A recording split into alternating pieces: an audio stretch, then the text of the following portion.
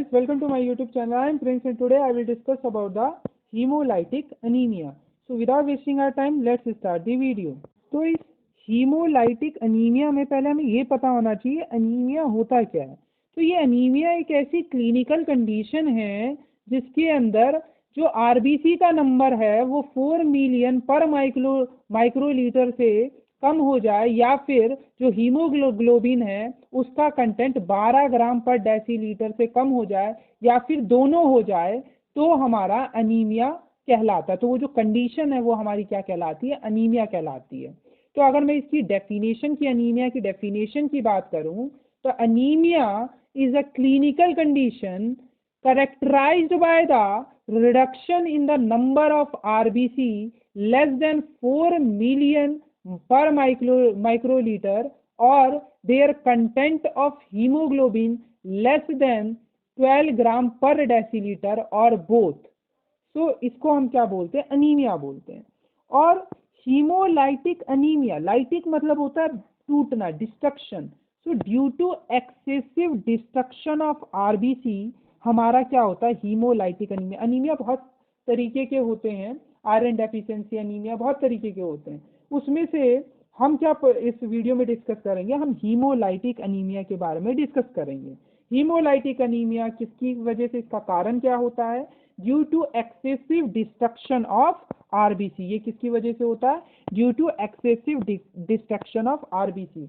अब ये जो डिस्ट्रक्शन हो रहा है ये हमारे इसके होने के लिए जो रिस्पॉन्सिबल है वो हमारे दो डिफेक्ट रिस्पॉन्सिबल है, एक इंट्रिंसिक डिफेक्ट और एक्सट्रिंसिक डिफेक्ट। इंट्रिंसिक डिफेक्ट को हम बोल सकते हैं इंट्रा कॉर्पस्कुलर और एक्सट्रिंसिक को हम बोल सकते हैं एक्स्ट्रा कॉर्पस्कुलर। और जो इंट्रिंसिक डिफेक्ट है इसका कहने का मतलब है ये हेरिडिटरी इन नेचर होता है, वहीं जो एक्सट्रिंसिक डिफेक्ट है ये एक्वायर्ड इन नेचर होता है। तो पहले मैं इंट्रिंसिक डिफेक्ट के बारे में बात करूंगा। तो इंट्रिंसिक डिफेक्ट में हमारी पहला जो कारण है इसका वो है हमारा हेरिडेटरी स्फीरोसाइटोसिस। अब हेरिडेटरी स्फीरोसाइटोसिस होता क्या है कि इसमें जो आरबीसी की नॉर्मल शेप हमारी कैसी होती है, बाइकनकेव होती है, बट हेरिडेटरी स्फीरोसाइटोसिस में नाम से पता है स्फीरो, इसमें क्या होता है जो आरबीसी की जो शेप है वो स्फेरिकल हो जाती है। और जब भी आरबीसी की एबनॉर्मल शेप होगी तो उसका क्या होगा, अर्ली डिस्ट्रक्शन हो जाएगा।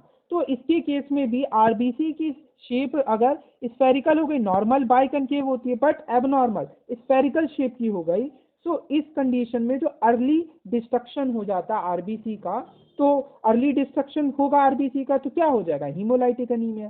तो ये भी एक कॉज है हमारा हीमोलाइटिक अनीमिया का, हेरिडेटरी स्फीरोसाइटोसिस। और ये हमारा कैसा होता है, कंजेनाइटल होता है। दूसरा क्या है हमारा, सिकल सेल अनीमिया।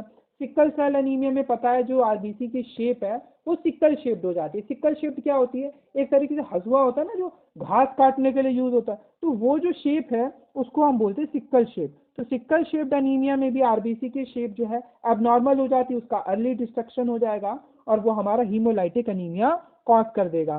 तो सिकल सेल अनीमिया हो गया है ना, हमारा थैलेसीमिया हो गया, एरिथ्रोब्लास्टोसिस फैटालिस में भी मास डिस्ट्रक्शन हो जाता है आरबीसी का, तो वो भी हमारा हीमोलाइटिक अनीमिया कॉज करता है।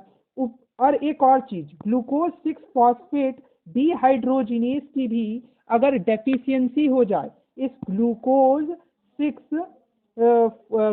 6 फॉस्फेट डिहाइड्रोजिनेज की अगर डेफिशिएंसी हो जाए तो भी हमारा हीमोलाइटिक अनीमिया हो जाता है। तो इसकी डेफिशिएंसी मैंने इधर लिखा नहीं है, बाकी आप इसे लिख लेना कि अगर इस ग्लूकोज 6 फॉस्फेट डिहाइड्रोजिनेज की अगर डेफिशिएंसी हो जाए तो भी हमारा क्या हो जाता है, हीमोलाइटिक अनीमिया। अगर मैं एक्सट्रिंसिक डिफेक्ट की अगर मैं बात करता हूँ तो इसमें आता हमारा एंटीजन एंटीबॉडी रिएक्शन की वजह से, कोई इन्फेक्शन हो जाए जैसे मलेरिया हो गया है ना, कई सारी ड्रग्स और पॉइजन होते हैं वो भी हमारा हीमोलाइसिस कराते हैं। जैसे ड्रग्स में हमारे क्विनीन हो गया, एस्प्रिन हो गया, कोई बर्न हो जाए, स्नेक वीनम हो जाए। और चौथा क्या हमारा, हाइपर स्प्लेनिज्म। हाइपर स्प्लेनिज्म का मतलब है कि ओवर एक्टिव स्प्लीन। आपको पता होगा जो स्प्लीन है वो हमारी क्या कहलाती है, ग्रेव यार्ड ऑफ आरबीसी। मतलब स्प्लीन में आरबीसी का डिस्ट्रक्शन होता है। तो हाइपर स्प्लेनिज्म का मतलब होता है कि जब स्प्लीन ओवर एक्टिव हो जाए। अब स्प्लीन ओवर एक्टिव हो जाएगा तो क्या होगा, it causes over activity of normal destructive mechanism, जिस वजह से ज्यादा डिस्ट्रक्शन होगा आरबीसी का और वो क्या कॉज कर देगा, हीमोलाइटिक अनीमिया।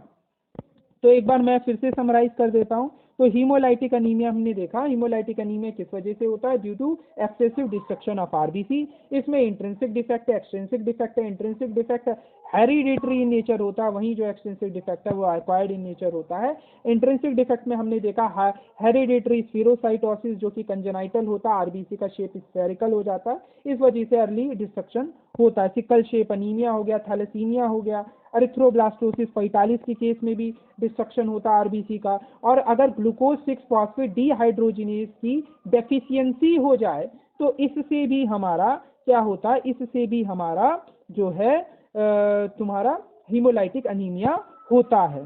क्या होता है, हीमोलाइटिक अनीमिया होता है। एक्सटेंसिव डिफेक्ट में क्या होगा, एंटीजन एंटीबॉडी रिएक्शन, इन्फेक्शन, जैसे मलेरिया में भी मास डिस्ट्रक्शन होता है आरबीसी का। वहीं कुछ ड्रग्स होती हैं वो भी करवाती है, जैसे क्विनिन हो गया, एस्प्रिन हो गया, कोई बर्न हो गया, या फिर पॉइजन जैसे स्नेक विनम हो गया। हाइपर स्प्लेनिज्म के केस में हमारा क्या होता है, मास डिस्ट्रक्शन हो जाता है क्योंकि ओवर एक्टिव हो जाता है स्प्लीन। तो ये सारे रीजन हैं जो हमारे हीमोलाइटिक अनीमिया को कॉज करते हैं। सो इसी के साथ हमारा ये टॉपिक भी कंप्लीट हुआ। मिलते हैं ऐसी एक नई वीडियो के साथ, तब तक खुश रहें, मस्त रहें, जय हिंद।